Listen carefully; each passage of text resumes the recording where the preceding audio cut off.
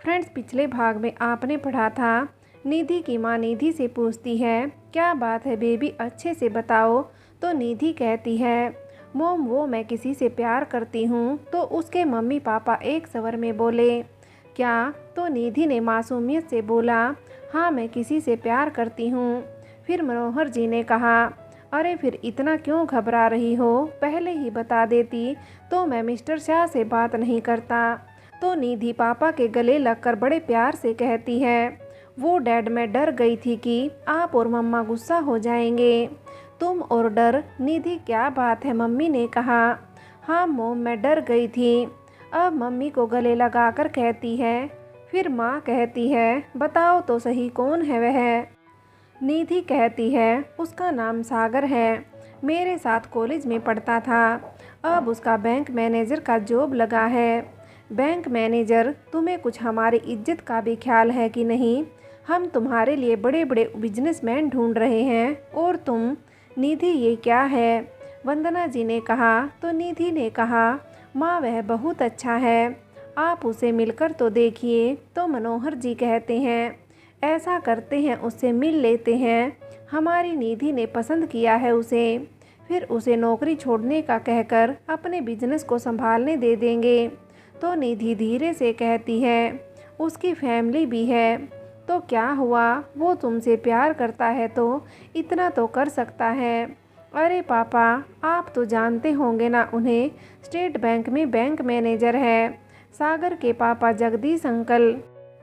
अरे उन्हें तो मैं अच्छे से जानता हूँ, वो तो बहुत अच्छे पढ़े लिखे लोग हैं, अच्छी फैमिली है। उनके बड़े भाई हंसराज जी से मैं कई बार पर्सनल मिल चुका हूँ। तो क्या वह लड़का हमारे घर आकर नहीं रहेगा? वंदना जी ने पूछा। उनके सामने ऐसी बात भी नहीं निकालना, वह बहुत ही संस्कार वाले लोग हैं, परिवार को महत्व देते हैं। और निधि की तरफ देखकर कहते हैं, तुम्हारी शादी वहाँ नहीं हो सकती, वो लोग बहुत अच्छे हैं पर तुम एडजस्ट नहीं कर पाओगी, उनका रहन सहन हमसे अलग है, वो पूरा परिवार मिलकर रहता है, तुम्हें इसकी आदत नहीं है। इतने में वंदना जी कहती है, ओ स्टेटस, उसका भी तो फ़र्क है, मैं लोगों को क्या कहूँगी, हमारा दामाद जॉब करता है। नहीं नहीं, यह नहीं हो सकता। मैंने कितने लोगों को तो हमारे स्टैंडर्ड के नहीं है यही कहकर मना कर दिया था, स्टैंडर्ड के नहीं है यही कहकर मना कर दिया था। पर मोम, प्यार भी तो कुछ होता है, मगर बराबरी भी तो कुछ होता है। वंदना जी और निधि में बहस होने लगी। तो बीच में मनोहर जी कहते हैं, देखिए वंदना जी, मुझे इसे प्यार से समझाने दीजिए, यह जल्दबाजी में लेने वाला फैसला नहीं है, बहुत सोच समझ कर लेने वाला फैसला है। निधि की पूरी जिंदगी का सवाल है, यह अभी बच्ची है, यह सोच रही है सब सही हो जाएगा, मगर इतने सालों से इसे इस तरह रहने की आदत है, वह वहाँ नहीं रह पाएगी। तो निधि कहती है, नहीं डैड, आप नहीं समझ रहे हो, मैं सब रह लूँगी, मगर मुझे यह रिश्ता मंजूर नहीं है। वंदना जी कहती हैं, वह कहती हैं, ये बिल्कुल हमारी बराबरी वालों का नहीं है, हम कैसे स्टैंडर्ड मेंटेन करेंगे, और बेटा तुम कैसे रहोगे मिडिल क्लास फैमिली में, मुझे रिश्ता मंजूर नहीं है। मोम, शादी मुझे करनी है, आपको तो हाँ बोलना ही पड़ेगा, नहीं हम तुम्हारे माँ बाप हैं तो हमारी बात माननी पड़ेगी। अरे वंदना जी, आप समझ रही हो, उतने भी लो क्लास नहीं है वे लोग, अच्छे खाते पीते घर के लोग हैं। चलो ऐसा करते हैं, एक मीटिंग तय कर लेते हैं, सागर और उसके घर वालों से मिल लेते हैं, कुछ अच्छा लगता है तो बात आगे बढ़ाते हैं। तो वंदना जी कहती है, नहीं आप ऐसा कैसे कर सकते हैं, अपनी इकलौती बेटी की शादी ऐसे कैसे कर सकते हैं। अरे मैं अपनी बेटी की खुशी के लिए ही कर रहा हूँ ना, पहले मिलकर तो देखो, फिर देखते हैं क्या होता है। तो वंदना जी मान जाती हैं। निधि सागर को फ़ोन करके सारी बात बताती है और सागर भी सब बताता है जो घर पर सबकी बात हुई थी, और कहता है, जान अब हमारे प्यार का इम्तिहान है। तो निधि कहती है, चलो हम मिलना तय करते हैं। वह दोनों निधि के घर मीटिंग तय करते हैं। मीटिंग में सागर, हंसराज जी, जगदीश जी और दोनों की धर्मपत्नी का जाना तय होता है।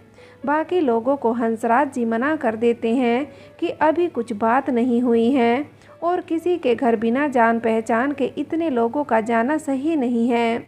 सब लोगों का बहुत मन होता है निधि के घर जाने का, उससे मिलने का, पर ताऊ जी की बात कोई नहीं टाल सकता था। ये लोग तय समय पर निधि के घर पहुंच जाते हैं। बहुत बड़ा बंगला था, निधि का इनके बंगले से लगभग दुगना था। सब थोड़ा सा पका जाते हैं, पर निधि के मम्मी पापा उनका रास्ता ही देख रहे होते हैं और दोनों बहुत ही गर्मजोशी से उनका स्वागत करते हैं।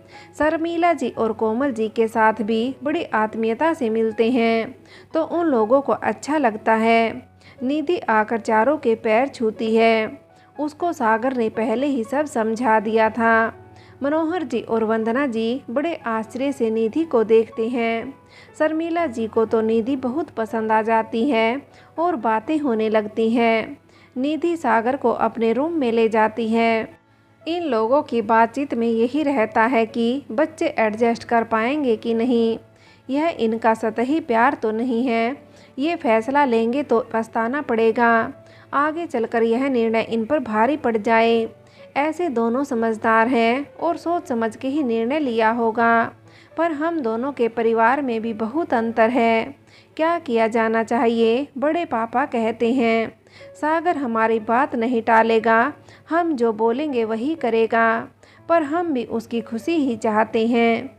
तो मनोहर जी भी कहते हैं हम भी निधि की ही खुशी चाहते हैं। वंदना जी कहती है बड़ी लाड से पली है हमारी निधि, हर चीज़ हाथ में चाहिए होती है उसे, थोड़ी जिद्दी भी है। लड़कियां तो लाडली होती ही हैं, बाकी शादी के बाद जिम्मेदारी बढ़ने पर सब आदतें बदल ही जाती हैं। शर्मिला जी ने कहा। हाँ वो तो है, सागर की माँ कोमल ने कहा। वैसे आप लोग क्या करती हो? तो उनके बोलने से पहले ही सागर के पापा बोले, ये दोनों हमारी हाउस मैनेजर हैं, पूरे घर में किसको कब क्या ज़रूरत है इन्हें पता है। हमारे बच्चों के संस्कारों में इनकी मेहनत दिखती है। और आप क्या करते हो? जी मैं सोशल वर्क समाज सेवा करती हूँ। अरे वाह, आप तो बहुत अच्छा काम करती हैं। शर्मिला जी बहुत खुश होकर कहती हैं तो निधि भी करती होगी आपके साथ? कोमल ने पूछा। नहीं, निधि के पास टाइम ही कहाँ है। इधर रूम में निधि सागर से कहती है सागर पता नहीं क्या होगा, मैं तुम्हारे बिना नहीं रह सकती। मैं भी नहीं तुम्हारे बिना रह सकता जान। सागर उसका हाथ अपने हाथ में लेकर कहता है अगर यह लोग नहीं माने हम भाग कर शादी कर लेंगे। नहीं सागर, पॉजिटिव बातें सोचो, वे बात कर रहे हैं ना, सब अच्छा ही रहेगा। निधि कहती है तुम्हें हमारा घर कैसा लगा? सागर कहता है अरे तुम्हारा घर तो हमारे घर से डबल है और तुम्हारा रूम भी कितना बड़ा है। मेरा रूम तो छोटा सा है और शादी के बाद उसी को तुमसे शेयर करना पड़ेगा। और हंसने लगता है। निधि मायूस होके बोलती है सही में तुम्हारा रूम बहुत छोटा है क्या? मुझे तो बड़े रूम में रहने की आदत है। अरे इतना भी छोटा नहीं है, हाँ इस रूम से ज़रूर छोटा है, मगर जान तुम्हें जगह से क्या लेना, तुम तो मेरे दिल में रहोगी ना। वह बहुत बड़ा है और सिर्फ तुम्हारे लिए है। पता नहीं नीचे क्या हो रहा होगा, चलो चल कर देखें, निधि ने कहा। तो सागर ने कहा नहीं मम्मी पापा लोगों को बात कर लेने दो, जब वो लोग आवाज़ लगाएंगे तब हम चलेंगे। क्या होगा कैसे पता चलेगा? निधि चिंता करने लगती है। इधर निधि की मोम भी निधि के बारे में सभी बातें बताती है, उसे क्या पसंद है, कैसे रहती है, कब उठती है। फिर भी शर्मिला जी को सब चीज़ें पॉजिटिव सी लगती हैं। उनका यही कहना रहता है कि शादी के बाद सब लड़कियां सीख जाती हैं। उन्हें निधि बेहद पसंद आई थी और वह उसे सागर की दुल्हन बनाना चाहती थी।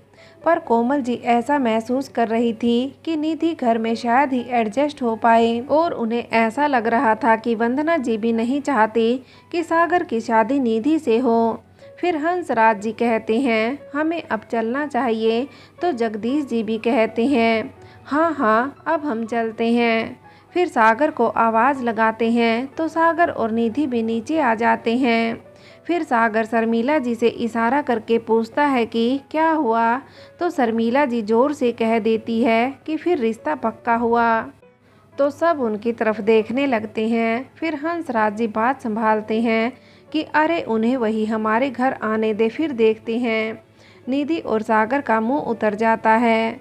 फिर सब लोग विदा लेते हैं। उनके जाते ही वंदना जी कहती हैं, लोग तो अच्छे हैं मगर स्टैंडर्ड थोड़ा कम है। तो मनोहर जी कहते हैं, कितने अच्छे लोग थे, कितने संस्कारी। तुम्हारी बेटी को एक दिन में पैर छूना सिखा दिया। हाँ यह तो सही है, सागर भी स्मार्ट लड़का है, मगर वह पारिवारिक लड़का है। वह निधि से पहले परिवार को महत्व देगा तो अच्छी बात है ना। हाँ अच्छी बात तो है, मगर निधि पर ध्यान नहीं दिया तो। इतने में निधि बीच में ही बोल पड़ती है, नहीं मम्मा, सागर बहुत अच्छा लड़का है और मुझसे बहुत प्यार करता है, अब मेरा बहुत ख्याल रखेगा। तो मनोहर जी कहते हैं, देखिए आप लोगों का अगर मगर तो चलता रहेगा। अब एक काम करते हैं, हम सागर के घर कल ही चलते हैं, वहां जाकर सबसे मिलकर डिसाइड कर लेंगे। चलो ठीक है। वंदना जी भी आश्वस्त हो जाती है। इधर सागर के घर वाले सब वापस जा रहे होते हैं तो हंसराज जी शर्मिला जी से कहते हैं, तुम्हें क्या ज़रूरत थी यह कहने की कि बात पक्की है। लड़की अच्छी थी इसलिए मैंने कहा। उनके स्टैंडर्ड और अपने अंतर बहुत अंतर है, तुमने देखा नहीं। मनोहर जी कहते हैं, पर लड़की तो कितनी अच्छी है, क्यों कोमल तू भी बोलना, शर्मिला जी कहती हैं।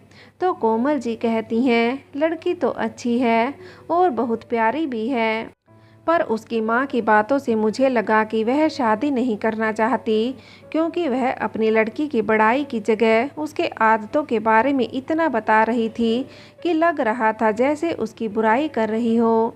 मुझे भी ऐसा ही लगा, हंसराज जी कहते हैं। तो सागर कहता है, पर निधि बहुत अच्छी लड़की है, मैं जानता हूँ हमारे घर में एडजस्ट हो जाएगी। तो जगदीश जी कहते हैं, अब तुम ज़्यादा मत बोलो सागर, हम तुम्हारे कहने पर लड़की देखने गए थे, अब देखते हैं। वह लोग घर आते हैं तो क्या होता है। फिर बातें करते करते वे लोग घर पहुंच जाते हैं। सब लोग उनका रास्ता देख रहे थे। सब एक साथ पूछने लगते हैं, क्या हुआ, क्या हुआ, कब कैसे हुआ, शादी का क्या है, कब होगी। तो सागर सबको इशारे से चुप करवा देता है। बड़े पापा कुछ नहीं बोलते हैं, सब अपने अपने रूम में चले जाते हैं। उनके जाने के बाद सागर सबको पूरी बात बताता है। फिर कहता है, वह लोग अपने घर आएंगे, उसके मम्मी पापा, फिर बात होगी। अरे आने तो दो उन्हें, मैं इतना इम्प्रेस करूँगी कि वह तुरंत शादी के लिए हाँ कर देंगे। दिव्या भाभी कहती है, हाँ भाभी सही कह रही है। आरोही ज्योति एक दूसरे के हाथ पर हाथ मारते हुए कहती हैं। रात को हंसराज जी आकर डिनर पर सबको बताते हैं कि मनोहर जी का फ़ोन आया था और वो लोग कल शाम को घर आ रहे हैं। सभी लोग बहुत खुश हो जाते हैं। सागर की खुशी का तो ठिकाना ही नहीं रहता है, मगर मन में थोड़ा सा डर भी रहता है। दूसरे दिन सुबह से सभी लोग काम में लग जाते हैं, घर को अच्छे से सजाने लग जाते हैं। सागर फ़ोन करके निधि को सूट पहनने का कह देता है। वैसे उनके घर में पहनावे पर कोई भी प्रतिबंध नहीं था, फिर भी सागर चाह रहा था कि निधि का इम्प्रेशन खराब ना हो और वह जींस टॉप पहनकर ना आ जाए। शाम को सब लोग सागर के घर आते हैं। बाहर से देखकर ही वंदना जी का मुंह थोड़ा उतर जाता है। हालांकि सागर का घर भी बहुत बड़ा था, पर उनके बंगले के मुकाबले छोटा था। मनोहर जी रिलैक्स रहते हैं और निधि भी। खुशी खुशी निधि भी अंदर जाती है, उसे भी कुछ फर्क नहीं पड़ता। सभी लोग बहुत अच्छे से मिलते हैं, बहुत खुशी खुशी इनका स्वागत करते हैं। तीनों को बहुत अच्छा लगता है। फिर आओ भगत चालू होती है। दिव्या भाभी, आरोही, ज्योति सब अपने हाथों से सर्व कर रही थी। इतने में मलीषा आती है और उसको देखते ही निधि कहती है, अले मेरी बेबी कैसी हो, और उसे गोदी में उठाकर प्यार करती है और बड़ी सी चॉकलेट देती है। मलीषा उसको देखने से खुश हो जाती है और कहती है, अले चाची, आप और सबको कहती है ये मेरी चाची है। सब लोग हल्के से स्माइल करने लगते हैं। दिव्या भाभी और आरोही, ज्योति सब काम दौड़ दौड़ के कर रही थी। वंदना जी उन्हीं को देखती रहती है और जब बातों का दौर चालू होता है तो आज सब नॉर्मल बातें थीं, क्योंकि हंसराज जी तो यह चाहते थे कि यह लोग एक बार आकर घर देख लें और हमारा रहन सहन देख लें बस। तब निधि बोर हो जाती है। वह सागर से कहती है, सागर तो मुझे तुम अपना रूम तो दिखाओ। सागर कुछ बोलता है उससे पहले ही शर्मिला जी कहती हैं, अरे ज्योति जाओ, निधि को भैया का रूम दिखा दो। निधि का मुंह बन जाता है पर वह कहती कुछ नहीं। ज्योति निधि को लेकर चली जाती है तो शर्मिला जी कहती है, सागर तुम भी चले जाओ साथ में। फिर पीछे से दिव्या, गौरव, आरोही और चिंटू भी आ जाते हैं। फ्रेंड्स, आगे की कहानी के लिए कहानी का अगला भाग देखें।